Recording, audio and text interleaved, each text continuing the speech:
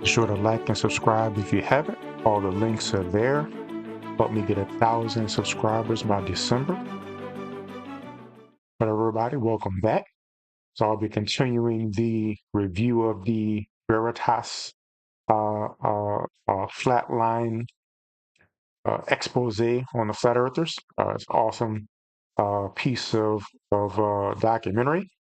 So I'll get started where we left off last time, but slightly before that, where we were talking about how the flat earthers view evidence or lack thereof, and and we'll get to sort of a bit of how they confound or mix things up to seem a certain way in their worldview. Is interesting how they mix things up to, like we'll see when Ross is talking about models.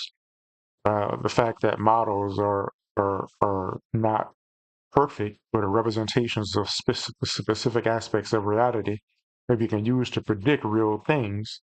Uh, of course, flat earthers just. I'm still trying to pinpoint what I guess is illogical. So I guess you can't pinpoint really a logic to it. I guess it's just different ways that flat earthers try to justify their denial of what we know to be basic facts and truth. So let's get to it. Senses that you make. I am not going to rely on my. I'm not going to rely on my senses when driving. I'm gonna look at the speedometer. Then you said, looking at the volume, I think it looks pretty balanced now. But if anybody shows, just let me know if the volume should be adjusted either one. But I'll be checking my predictions of a model, right? I've already went through this in one of our debates, right? Models cannot be observational evidence, right? Because especially mathematical models, because mathematics is not reality, it's numbers on a paper, right? But if you create a model that works in real life, that still doesn't give you truth, because I can create a model of something based upon certain elements and map it correctly. That doesn't mean that the model is true. That just means that the model fits for what I've mapped. You know what I mean? Like, for example, if the Earth really is a globe, but then I map all the points on the globe and then model it flat successfully, that doesn't magically make the Earth flat now, does it? No, it doesn't. So just because I make a good model, that's not observational evidence.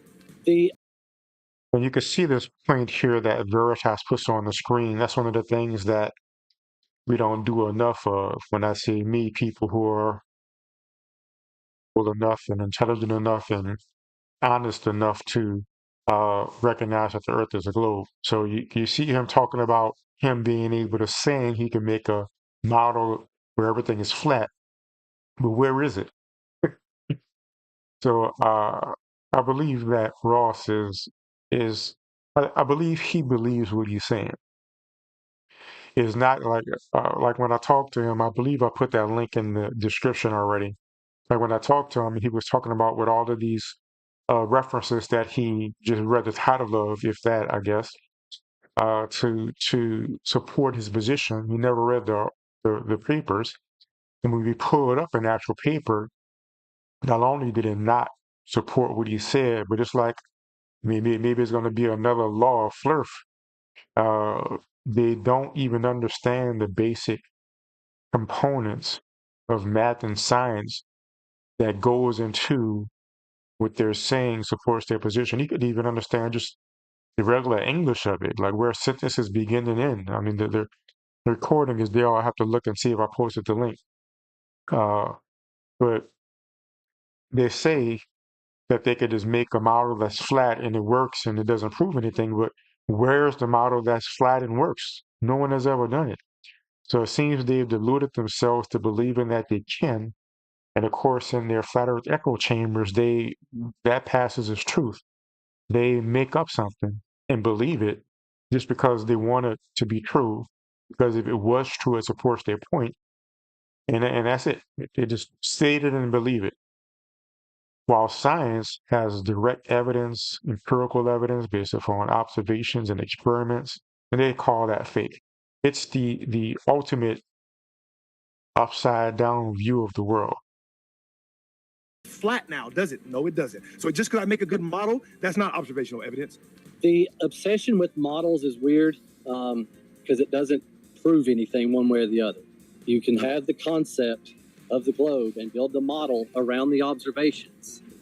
And you can build the concept around the other, and you can just. So there seems to be, I guess, if you pay attention to this flat Earth, how it operates over some time, you'll see pretty consistent that somebody just comes up with some delusional nonsense, and none of the flat earthers know any better, so they just believe it and repeat it, and they all seem to duplicate the same script. It's pretty amazing. Work the math until it works either way, but it's neither here nor there. Models are irrelevant to the debate.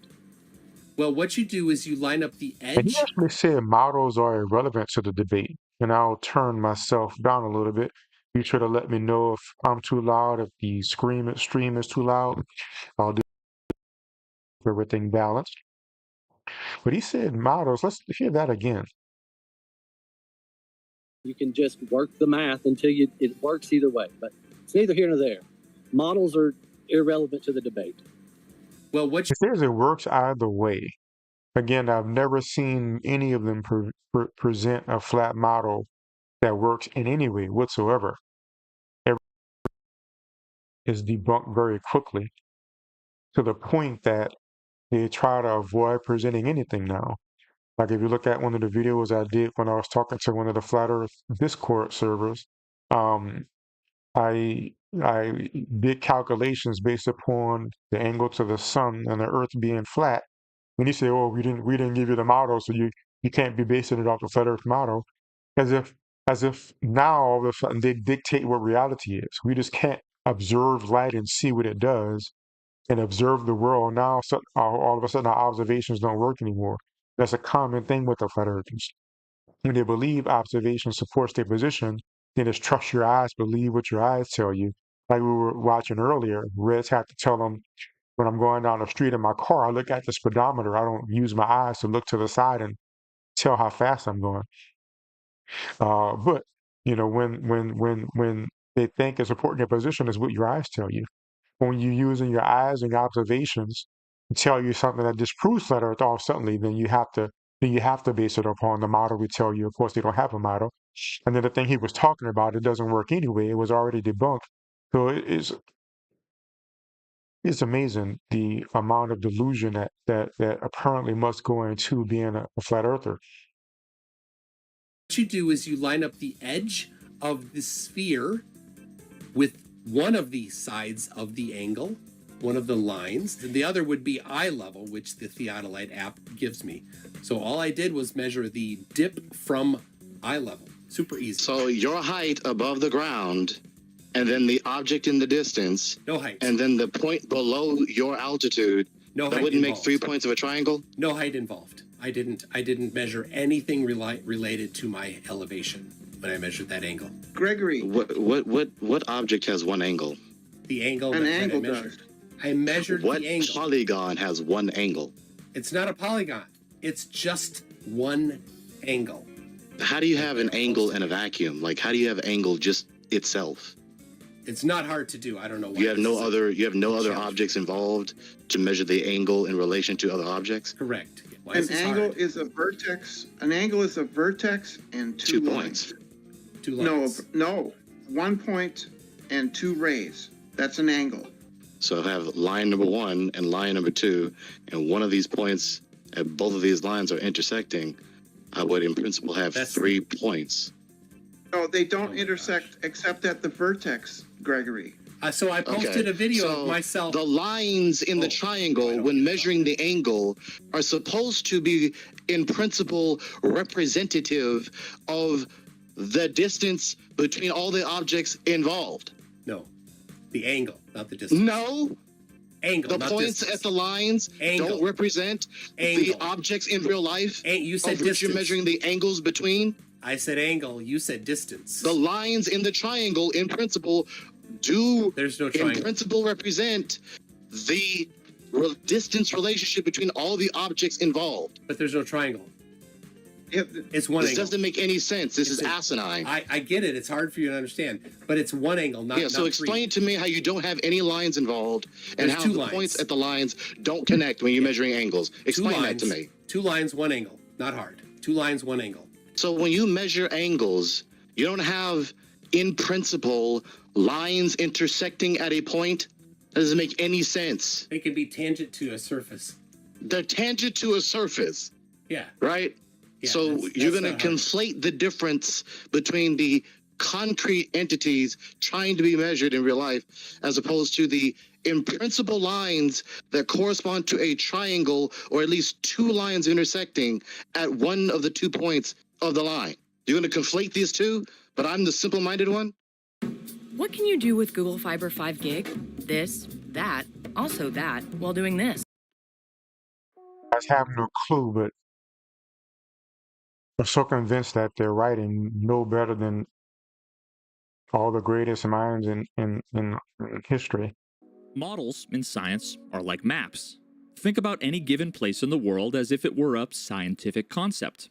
A concept that we may not be familiar with, something that we want to explore and understand. Models inform us about so many aspects of the world around us, give us clues as to what we could expect if we were to explore it, help us navigate and make predictions about what we'll see when we do.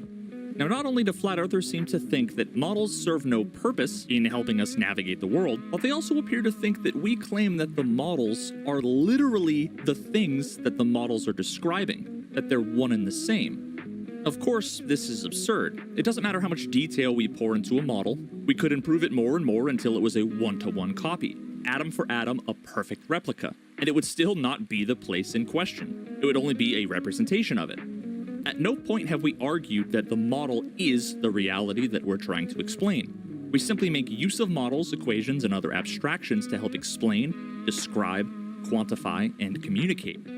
The value of a model comes from its utility, and in every other context, flat earthers understand this, whether they know it or not. They still use Google Maps to get them from point A to B, even if those roads they see on screen look like they're way too small for a car to drive on. They're benefiting from these abstractions without realizing it. All too often I hear flat earthers throwing around the phrase reification fallacy, accusing globe proponents of treating something. Let's look at this really fast. Reification fallacy. Reification, also known as concretism, apostatate, the fallacy of misplaced concreteness, is a fallacy of ambiguity when an abstract belief or hypothetical construct is treated as if it were a concrete, real event or physical reality. In other words, it is the error of treating something that is not concrete, such as an idea, as a concrete thing. A common case of reification is the confusion of a model reality. The map is not the territory. They're benefiting from these abstractions without realizing it. All too often I hear flat earthers throwing around the phrase reification fallacy, accusing globe proponents of treating something abstract or hypothetical as if it was the actual real thing in question. Especially mathematical models, because mathematics is not reality, it's numbers on a paper, right? But if you create a model that works in real life, that still doesn't give you truth. The notion that we believe or claim that the models are quote-unquote truths is, of course, a straw man. Although it makes sense that if flat earthers don't actually understand what the purpose of models in science actually are, that they also wouldn't be able to grasp any of the arguments that are being made using them. It's a well-known adage that all models are wrong, but some are useful. They're all just approximations of whatever they intend to represent. And the more refined they get, the more they're tested, make predictions, and have those predictions vindicated, the more confident we can be that we're gaining a deeper understanding about the actual real-world phenomenon that the models were created to understand. What the flat earther Ross attempted to argue is really fascinating. Say that one more time. They're all just It's a well-known adage that all models are wrong, but some are useful. They're all just approximations of whatever they intend to represent. And the more refined they get, the more they're tested, make predictions, and have those predictions vindicated, the more confident we can be that we're gaining a deeper understanding about the actual real-world phenomenon that the models were created to understand. What the flat earther Ross attempted to argue is really fascinating to me, because I think it gives a kind of a unique insight into the way that flat earthers tend to struggle when it comes to understanding models. Because I can create a model of something based upon certain elements and map it correctly. That doesn't mean that the model is true. That just means that the model fits for what I've mapped. You know what I mean? Like, for example, if the Earth really is a globe, but then I map all the points on the globe and then model it flat successfully, that doesn't magically make the Earth flat now, does it? No, it doesn't. Now here's the thing, Ross. If you could actually do that, that would actually be compelling evidence that the Earth might be flat. but of course you can't. Maps communicate quite a lot of information, and how useful a map is directly tied to how closely the map represents a few key aspects of the world it's attempting to describe, or specifically the relative locations of different points, their relative sizes, and the distances between them. Now, Ross claimed that if he was able to successfully map the globe Earth onto a flat map, that wouldn't prove the Earth was flat. But we can't even really evaluate the conclusion of his argument because there's a fundamental problem with the foundational premise. Namely that he could accurately model a three-dimensional object in 2 dimensions. Unless you're literally looking at a globe, the vast majority of the time that we interact with maps, we're interacting with something called a projection. The most common projection that we're all surely familiar with is the Mercator projection, but there are many others. Now, there's no agreed-upon map of the flat Earth, but the closest thing we can get to any semblance of a generally accepted flat Earth map would be the azimuthal equidistant projection. Imagine taking a globe, centering it on the North Pole, cutting a hole in the South Pole, and then stretching out Antarctica around the circumference. Okay, ideas, where are we going? I got one. What about a comedy show? Now imagine actually doing this in real life. Like imagine you were peeling an orange. If you cut a hole in the bottom, slide the peel off, and then try to flatten it out, unless you were to stretch parts of it significantly or make a bunch of cuts, you literally can't do it. Now this is precisely how we end up with the various map projections, all of which need some kind of cutting or stretching to represent the globe on a flat 2-dimensional plane. Using something called Tissot's indicatrices, we can get a much better visualization of the effects of the different map projections. On the globe, all of these little circles are exactly the same size and are placed along the meridians and parallels. One thing I appreciate is the detail that Veritas goes into explaining these things. So I don't know much of the background of Veritas. I don't know if he's researches these things on the fly or if he has like a background in this stuff. I've seen some of his videos. If I remember right, it's usually like some kind of aspect of science in some way, uh, like testing or demonstrating this or that aspect of how something works, or you know, if you put these two things together, what happens? But is it quite interesting? Providing a baseline reference for relative distances and scales. Now, once the various projections are created from the globe, we can look at the sizes, shapes, and distances between all of the resulting dots, at which point the quote-unquote cost of each projection will be easily visible. The Mercator projection was created with the primary intention of being used for navigation, with the desired attributes being that up represents north and down represents south pretty much everywhere on the map, and the local directions and shapes are generally fairly accurate, with the biggest trade-off coming in the form of having the land masses that are further away from the equator scaled up disproportionately to those closer to the equator. Now, the azimuthal equidistant projection is designed such that the points on the map are the correct distance and direction from the center point, the North Pole, and that comes at the cost of drastically butchering the scale of everything the further you get from the North Pole. Again, turning Antarctica into a massive ring around the entire perimeter, effectively eliminating the concept of a South Pole. The fact of the matter is, the locations, proportions, and distances on the globe are not only successful in describing what we experience in real life, but are also incapable of being accurately projected onto a flat map. It's fundamentally impossible to create a truly accurate flat representation of the world if the Earth was indeed a sphere. The shapes of the continents, relative sizes of the bodies of water, distances between cities and other major landmarks, and that fact is far more significant than Ross and other flat earthers realize.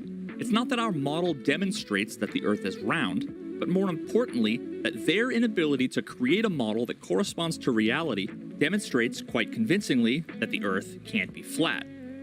Models don't make things reality, but reality can be modeled. And this concept is at the heart of why there aren't any real flat Earth models, either in the physical sense or any kind of robust conceptual Check that out again. But reality can be modeled. He says models don't make things reality, but reality can be modeled. And the fact that we don't have a working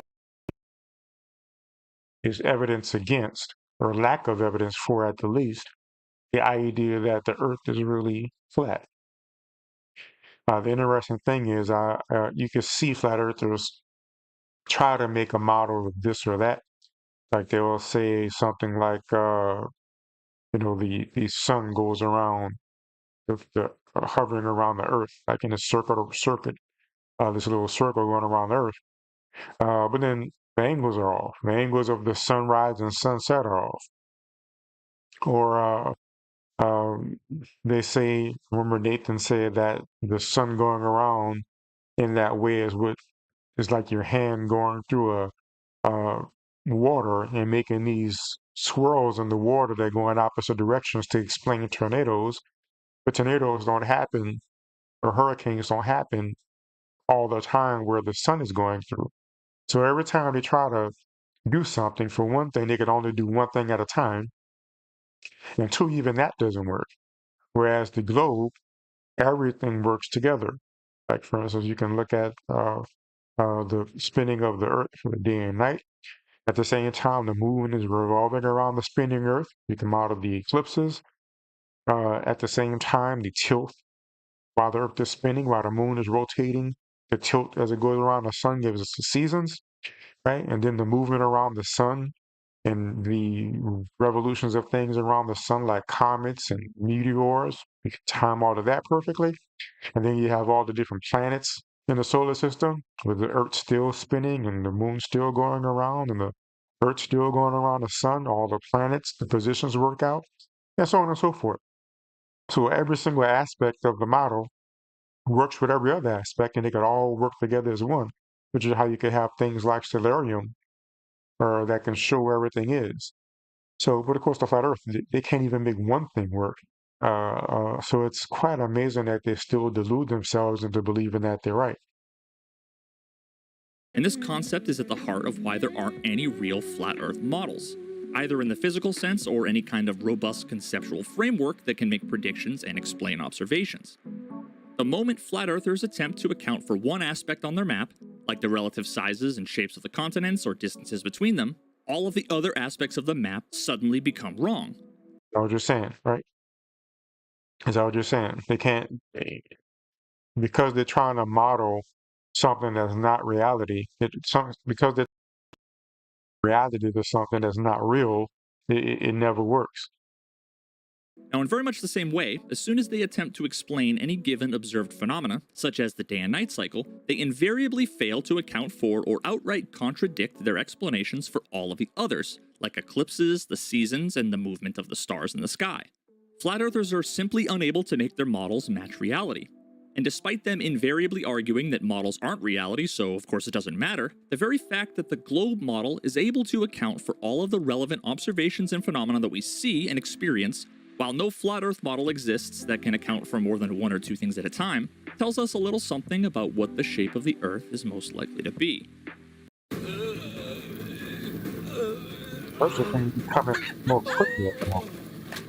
The globe itself and the heliocentric model and everything, that was established by hundreds of people over thousands of years. They've been working on this sort of stuff, and flat earthers think with Google in 10 minutes of cherry picking they could suddenly break all that apart, and yet they can't actually build their own working flat earth model at all because none of it actually works. The globe in everything else is the only thing that works, whereas flat earthers to try and explain how we see things on a flat earth, you want to see some of the bloody models that they've tried to pull up just to explain one thing. Like, have you come across their everyone's got a personal sphere of the night sky, if you like, their own personal, everyone's got a personal, like, have you... I know some flat earthers misrepresent and misuse this model and claim, okay, so this must be from this being. I may try to find this actual website in a bit. I know some flat earthers misrepresent and misuse this model and claim having a working flat earth model. They are lying about how it works and deliberately don't show the following description. How the flat earth dome model works. This flat earth dome model can only make correct predictions for some observations because the flat earth dome model is based on data from the Jet Propulsion Laboratory Development Ephemeris, JPL, a physics simulation of the heliocentric model using Newton's laws of gravitation and motion and general relativity. It is based on measured 3D orbits, constellations, inclinations, actual tilt, distances, and velocities in the correct sizes and masses of Sun, Moon, and globe Earth. See source code FE DOM map and search for constants. The heliocentric values used in this code, in the code of this app, are the result of JPL's measurements and physics simulations.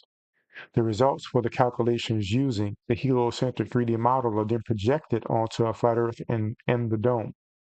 To optically connect a flat Earth observer with celestial objects in a dome, visible from his location at the right azimuth and elevation, light has to bend in ways which cannot be observed in reality. This model fails already for observers at an altitude and has many other flaws. This model requires that light bends different depending on the observer's location. There is no known physics that explains how this could happen. How does your azimuthal grid of vision know the location of an observer so it knows how to bend light as required for the personal observation? Witsit. We're speaking specifically to Witsit, who uses this model. I've actually seen him bring this up. I believe he was debating Globy McFace. Globy, I don't remember his exact name. But what I'll try to do is actually try to find this page here and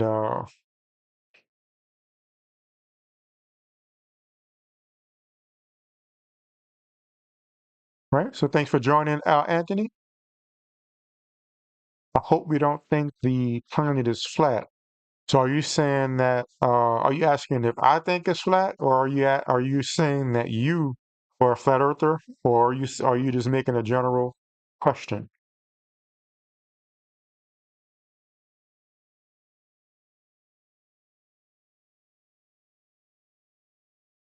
I'll look for your response while I'm looking for this Bisping map.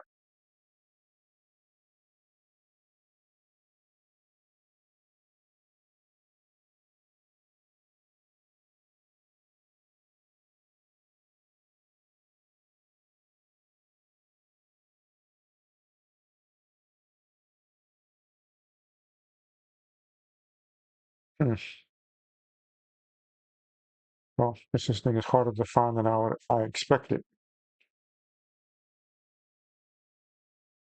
Oh yeah, so yeah. So this channel here, at least mostly what I've been doing is debunking flat Earth. So this Flatline documentary, it's a documentary exposing uh, uh, how wrong flat Earth is. So basically, what I'm doing is reviewing this documentary and sort of throwing in some anecdotes and observations, and also learning from the documentary. Has a lot of good information, both on how flat earthers think, as well as all the different things he touches upon about science as he goes about debunking flat Earth. So I'm by no means saying the Earth is flat. I don't think the Earth is flat because the Earth is a globe. I'm simply talking about this documentary, which debunks the flat Earth. But I guess you can't even say, I mean, it does debunk it because it mentions science, but predominantly what it's doing is it's, let me bring it back up real fast.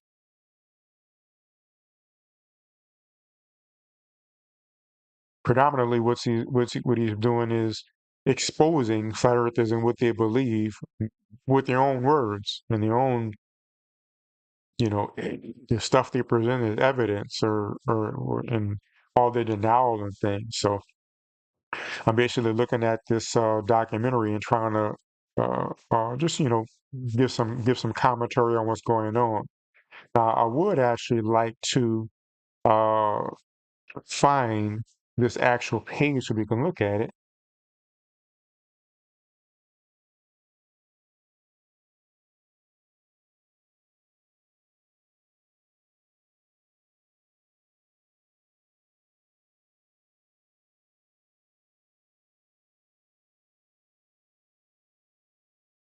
But looks like I won't be able to. Do you happen to have the link? Do you have the link, Anthony, to this model here? To the model that he's talking about?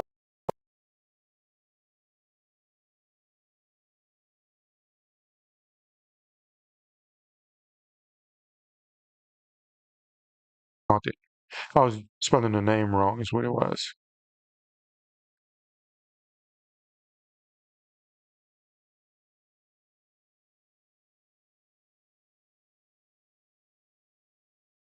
All right, so let's see what we have here. So it's Walter Bislin's model.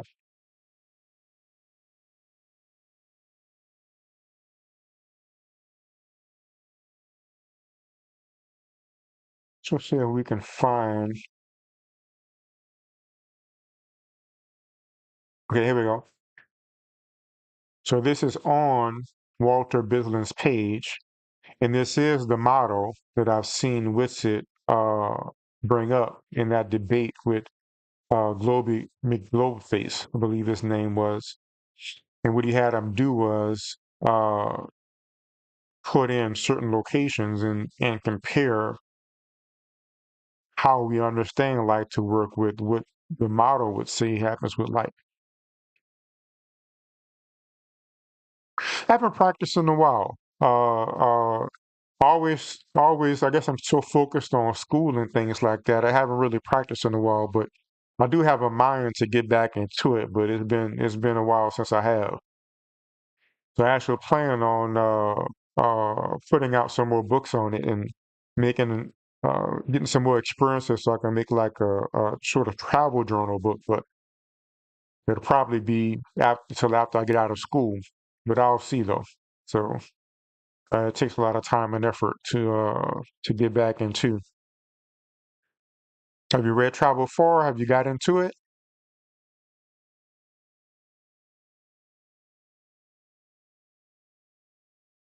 Yeah, and I can understand not being aware of flat earthers. Only really learned about it or got into it because somebody that I knew personally started to believe it. And before that, I thought people didn't really believe it. I thought it was some kind of what's the word, satire or something like that. But people really believe it. Um, but this ah well, I do offer instruction on it. So I've been done it in a while myself, but I still know how to do it. I've taught many people how. So just go to my site. I'll put it in the chat there, and you can take a look and see about signing up if you'd like to learn.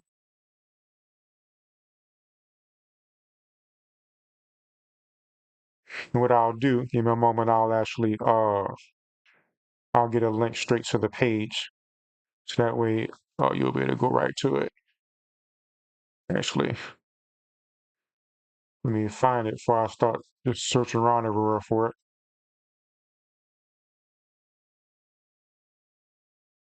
Mm,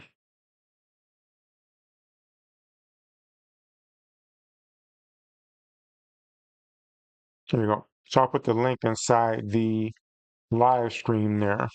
That way you don't have to search for it. And if you're serious about learning, I can definitely help you get there.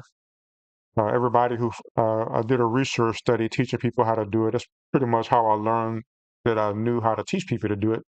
I did a few research studies over the years, and everybody who applied what I taught them, they generated out about experiences and they was able to do it. So,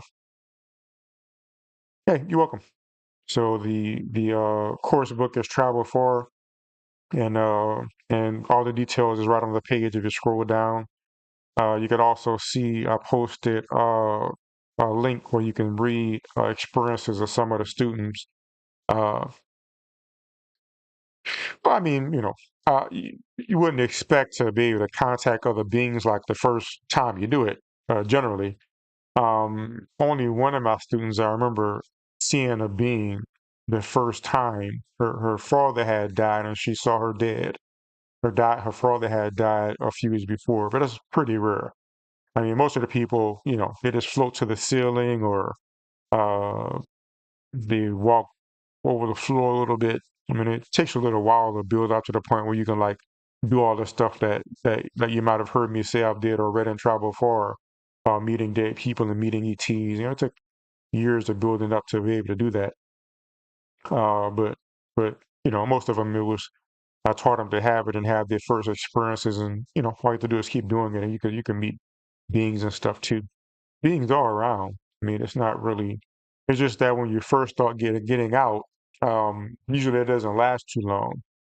So everybody's first out-of-body experience is usually like a minute or less. And then after a while, you start to be able to extend it longer and go farther, but it takes time. So.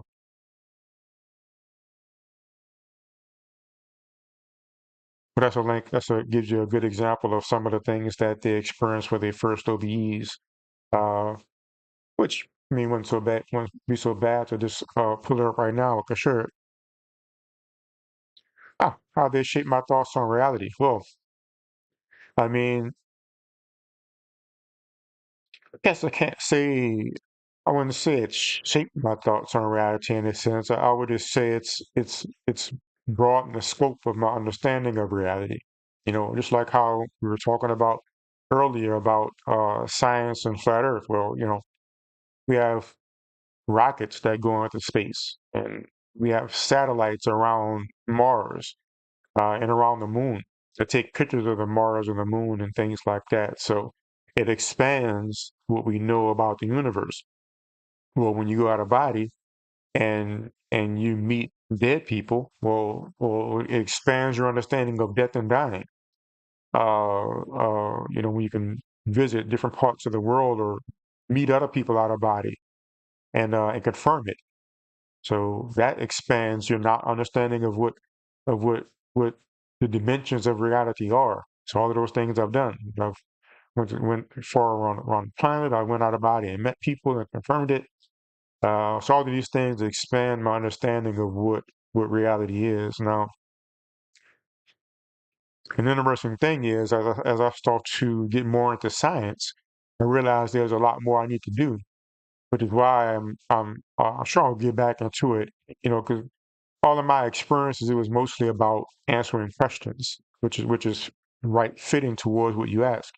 You know, I was curious about what happened after you die. Like, do we survive death? What happens? So I went out and I met a few dead people. I went out and met my grandmother and I went and met Robin Monroe. Um, I wanted to know if it was real. I wanted to know, well, how can I know I'm not just making it up? So I went out of body and I met somebody and confirmed it.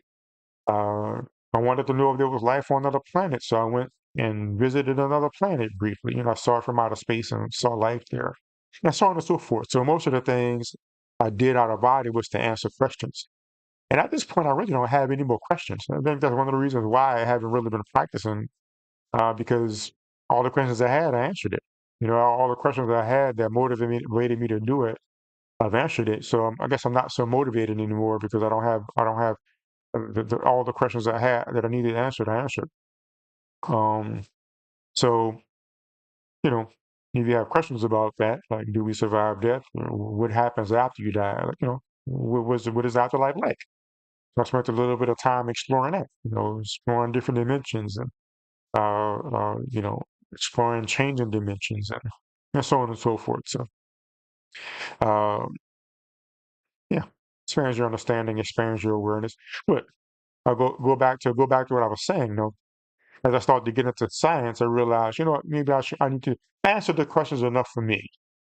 But maybe I need to repeat it. Maybe instead of meeting only two dead people, I need to meet like 100, or you know, in order to bring it to a scientific level of understanding. Maybe instead of just meeting a few people out of body, and I also had a research study with other out of body explorers, and two of them were able to meet. Who was able to do a little bit of confirmation. So these are the experience piece, by the way. And maybe I need to do that more. So, but again, I've answered the questions for me. But probably the only thing that'll really motivate me to practice again is to really try to get evidence to the extent that it'll convince somebody else, which will take a lot more practice and evidence to bring it to a scientific standard. So if you're interested, I mean, yeah, make sure you join up for classes and perhaps you could be one of those people. That's another thing that motivates me to practice too. When I'm teaching somebody, usually I start practicing with them. So that's actually the last time I had out of body experiences was one of the last classes I taught. I was practicing with the students I was teaching, and a few of us had some out of body experiences. So it's probably will in the near future. That's probably what'll get me practicing again. You know, because it helps me to help my students just to practice with. But awesome. Well, yeah, you can scroll through this, like to read a few. Uh, I got a sensation of, I'll read this one. I got a sensation and visual of moving. I sat up out of body and looked out the back window and jumped through the back window. I flew around and jumped around a bit. I wanted to do something positive in the out of body experience. I went to my sick ferret and lifted it out of its cage with the intent to heal it. I energized myself with actual breaths. So I numbered the students so I forget. I forget who it was, but just so I could protect their privacy. I just forgot one of my students had this experience. So I haven't read these in a while myself. Another one says I started hearing this loud buzzing noise. Started to notice it was hard for me to move. I let the buzzing continue and couldn't move at all. Then I felt my body just float up. So these are actual students that I had who had these experiences while I was teaching them, and while they were applying what I taught them. But as you can see, most of them are short. Like this one, I attempted to sit up and ended up rolling in the same fashion forwards. And I rolled to my left and gently fell to the floor. It was fun. So a lot of times when you roll, you're out of body, so you can fly and float. So you roll and you expect you're going to fall to the floor, but you just roll and float down very slowly, like you're cotton ball or a leaf floating in the wind. So, but I'll leave that for you to check out at your leisure. You just click the link. But also, I'll go back and finish going through the documentary. Maybe what I'll do is have a need to have a OBE type uh show again. I'm actually going to be on the talk show soon. I probably should update that on my site. Usually update all the interviews before I have them. But I'll have an interview coming up on. Let me remind myself when well, actually August the 4th it'll be recorded. I don't think it's a live one, but it'll be recorded on August the 4th, and I guess she's going to post it at some point. It's going to be on a UFO Chronicles podcast. So I'm sure I'll talk about out of body experience then. If you want to see one of my recent interviews, there's actually one posted on my site right now that I had like a month ago. Just look up my recent interviews or talks, and it's on one of the playlists. I was on the Joyful Manifestation show, and I pretty much talked about everything I'm into. I talked about A Course in Miracles. I talked about the out of body experience. Talked about debunking flat earth people. Talked about what I'm studying about in school. So it was a pretty broad ranged interview where I talked a little bit about everything. But I'm pretty sure the one that's coming up in August is going to be mostly about astral projection and UFOs. Because I had a few sightings and I saw ETs a lot while I was out of body, especially when I was a kid. Again, something I probably need to confirm some more for third-party verification as I get into science. But it was enough to convince me of what was going on. So I'll probably talk about that and both the out-of-body and in-person sightings. Probably need to have more of those too. But I had a few of those, and I'm sure I'll talk about the out-of-body experience. So what I'll probably do, well, what I know I'll do, whenever I get the link, I'm sure I'll put it on my site. Awesome, and thanks for letting me know you enjoy them. So I do plan on having more of them. I'm having that one in August. I would have had another one in September, but that show happened to be during my class time. So like I said, I'm still in school. So I'm trying to see if we can work something out for November because I have November break. So if I'm off school for November, excuse me, when I'm off school for November on that week, I'll see if I can sign up then for that show. But I plan on doing more coming up. But definitely look out for the one that's coming in early August. And you can see one that I did about a month, maybe it's 2 months ago now. That's the most recent one I did. It's awesome. I'll pull this website up again and see what Walter Bismarck said. We're reading what Flatliners said on their own. What Flatline was talking about on the website itself. And it says, I know some flat earthers misrepresent and misuse. Yep, flat earth, yeah, so this was the accurate representation. that was on the video there. And now he expanded it. This model requires that light bends differently depending on the observation location. There's no known physics that explains how this could happen. How does your azimuthal grid of vision know the location of the observer so it knows how to bend light as required for the personal observation, which it shame any flat earther? By the way, when I mentioned earlier about how that flat earther was saying, "Oh, we didn't give you the model. What about the?" This is what he was talking about, the azimuthal grid of vision. And I brought up the fact that it was already debunked because light has to bend crazy ways. These people, it's amazing. I mean, it's almost like their brain dead. It's like these things get debunked over and over. Even on the site, the person who made the model himself says it doesn't support the flat Earth. The flat earthers will take and zoom in on this one little part of page right here and claim that it works on the flat earth. They'll just zoom on this right here and claim it works on the flat earth. So it's amazing.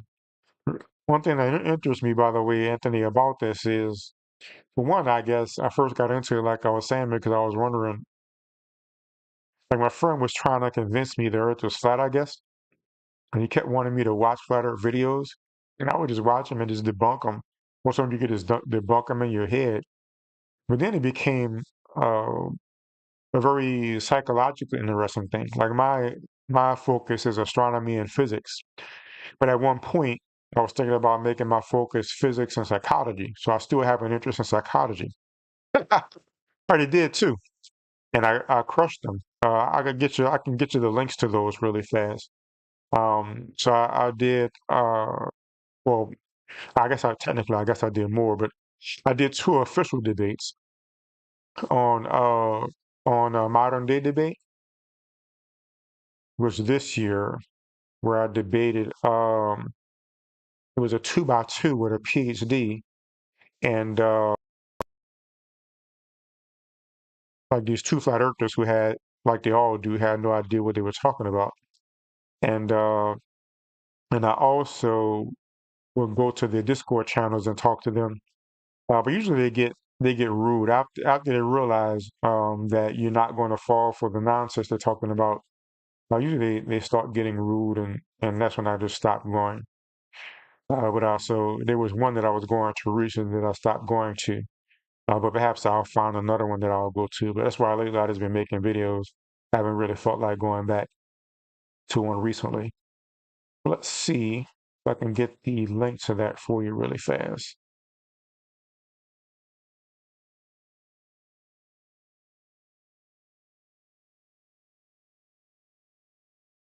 Right, so I found the playlist. Let me see if I can get the playlist link.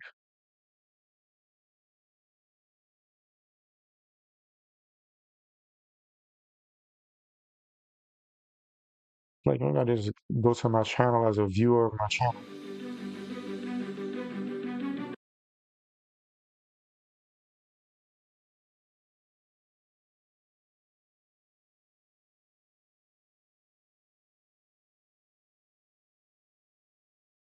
All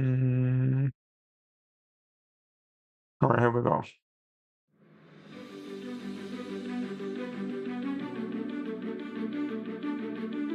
Just to play this here and make sure it works properly. All right, looks like it does. So you can go to that link right there, and you can see some of the debates I did. Some of them official debates, but most of them are just finding Confederate people at different places and talking to them. Again, I find it fun, like a psychological thing.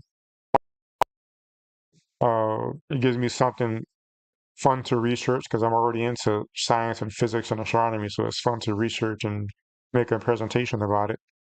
The most recent official one. It's not having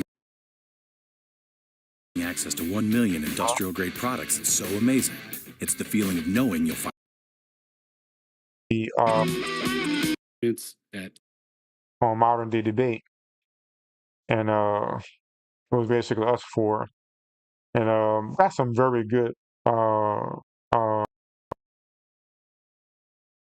kudos for the debate. People say I did really well. And I mean, it's not really hard to do really well because they flat earthers. I mean, they're clueless.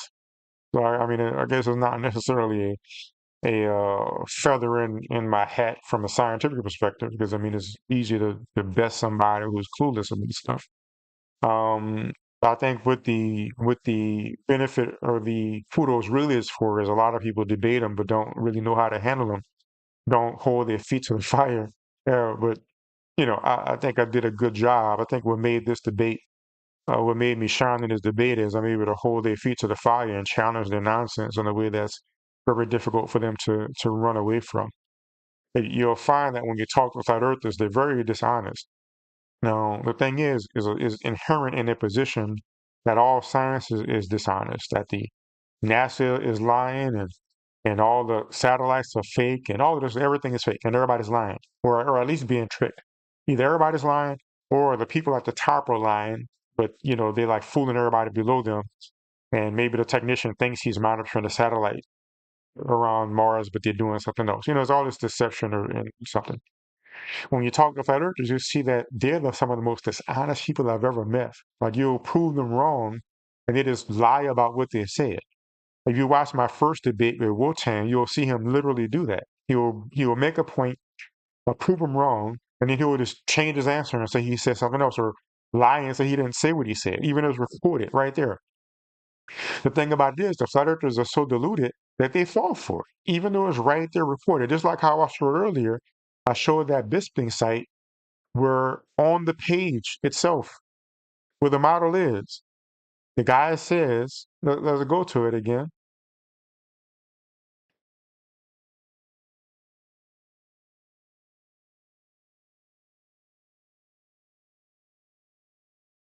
Hoping I'll have to search for JPL again on here somewhere.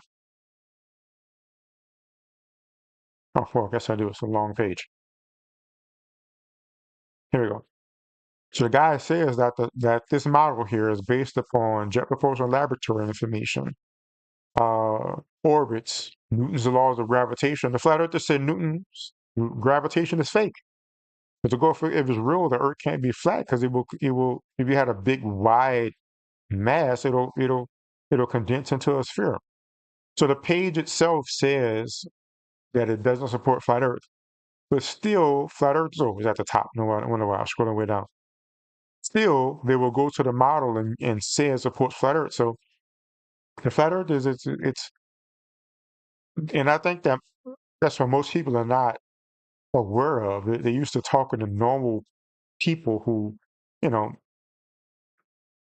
who will not just change what they say in the middle of a conversation, not just about face what they said, a minute ago, literally. They don't expect them to do all this deceptive and manipulative stuff, or they expect people to not just blatantly lie. But see, these people, just like I was saying about Ross, I think a lot of them believe what they say. They just don't realize they're deluded. So, like for instance, one of the things that comes to mind, Toby, or was it Alan? One of the two. I think it was Toby, one of the people I was debating on that debate I was showing you there. This one here, Toby, he repeated one of the common flat Earth delusional mantras where he said, "Oh, airplanes don't account for curvature and missiles don't account for curvature," and he just started listing a whole bunch of things that don't account for curvature. So I asked him, "Well, how did you determine they don't account for curvature?" And he just started acting like he didn't know what he said anymore. He literally started acting like he forgot what he said or he doesn't understand English anymore. It was crazy. But this is what these people do, and I think most people are not ready for them to complete those tactics. I just told them, yeah, common flat Earth thing where you're running from the question because of course they have no clue what's going on. Right, exactly, and that's a good point, Anthony. And I bring this up to them, and other people bring it up too. They say all the science is fake. Where they talk to us on the internet with a camera. I mean, look at them. There's two cameras there, right? Cameras are based upon an understanding of optics. Our understanding of optics lets us know that this model is wrong. But yet they say, no, optics is all wrong and this is right, while they're using a camera based upon optics. If this was right, this camera couldn't exist that he's using right there. You know, they say that our understanding of electricity and magnetism is wrong because they say gravity is electricity and magnetism. They say some of them, at least. But we understand EM because it's powering the computer he's using. It's powering the home. If you look in the background, there's light in the room that they're at, right? So these people use the technology based upon the principles that they say are wrong while using the technology based upon the principles. In their mind, like this is a good example. You, Anthony, you're a regular thinking person. It's very apparent. You brought up it's 5G. They're saying the science is wrong, but they're using the science. Flat earthers don't seem to understand it. They can't get it. They're using the technology based upon the science they say is fake, while still saying the science is fake and using the technology while they have nothing based upon anything they believe. They have this delusions about how things work, but they can't present any technology, any models, any maps. It's amazing. But I find it I find it very interesting psychologically.